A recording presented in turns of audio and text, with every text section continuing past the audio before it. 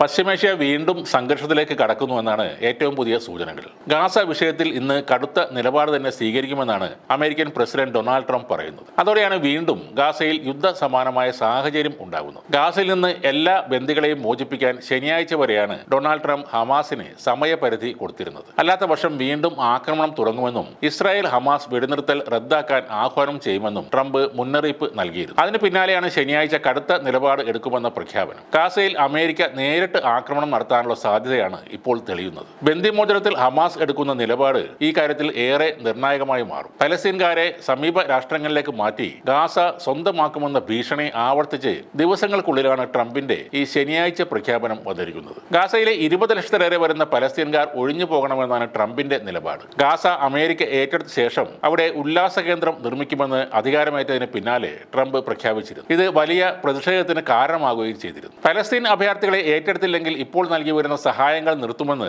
സഖ്യകക്ഷികളായ ഈജിപ്തിനും ജോർദാനും Trump മുന്നറിയിപ്പ് നൽകുകയും ചെയ്തു. കുറച്ച് പലസ്തീൻകാരെ അമേരിക്ക സ്വീകരിക്കാൻ തയ്യാറാണെന്നും എന്നാൽ ഓരോ അപേക്ഷയും പ്രത്യേകം പരിശോധിക്കുമെന്നും ട്രംപ് വ്യക്തമായി പറഞ്ഞിരുന്നു. ഗാസയിൽ നിന്ന് പലസ്തീനികളെ ഒഴിപ്പിക്കുന്നതിനെതിരായ ജോർദാന്റെ നിലപാട് വൈറ്റ് ഹൌസിലെ കൂടിക്കാഴ്ചയിൽ ട്രംപിനെ ധരിപ്പിച്ചിട്ടുണ്ടെന്ന് അബ്ദുള്ള രാജാവ് വ്യക്തമാക്കി. അറബ് രാജ്യങ്ങൾ ഒരു ബദൽ മാർഗം അമേരിക്കയുടെ മുന്നിൽ വെക്കുമെന്നും ചില സൂചനകളുണ്ട്. ഗാസയുടെ ഭാവി സംബന്ധിച്ച പദ്ധതി തയ്യാറാക്കുന്നതിനായി സൗദി അറേബ്യയുടെ നേതൃത്വത്തിൽ അറബ് രാജ്യങ്ങൾ നീക്കം തുടങ്ങിയെന്നാണ് സൂചന.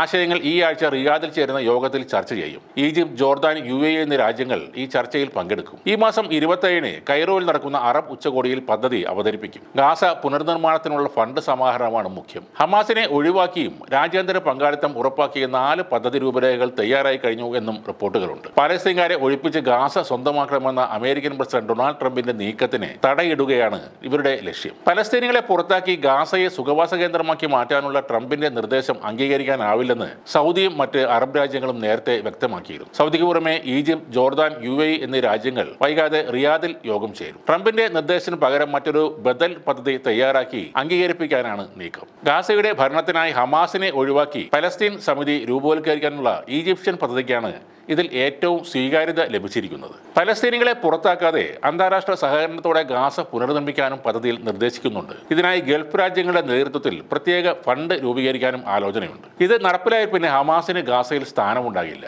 അമേരിക്ക ഇന്ന് തീരുമാനമെടുക്കുമ്പോൾ അത് ഗാസയിൽ വീണ്ടും ഒരു യുദ്ധം സൃഷ്ടിക്കുകയാണെങ്കിലും ഹമാസിന് തന്നെയാണ് പ്രശ്നങ്ങൾ. സമാധാനം പുലരാൻ ഹമാസ് വേണ്ടെന്ന നിലപാടാണ് അമേരിക്കയും ചില സഖ്യരാഷ്ട്രങ്ങളും തീരുമാനിച്ചിരിക്കുന്നത്.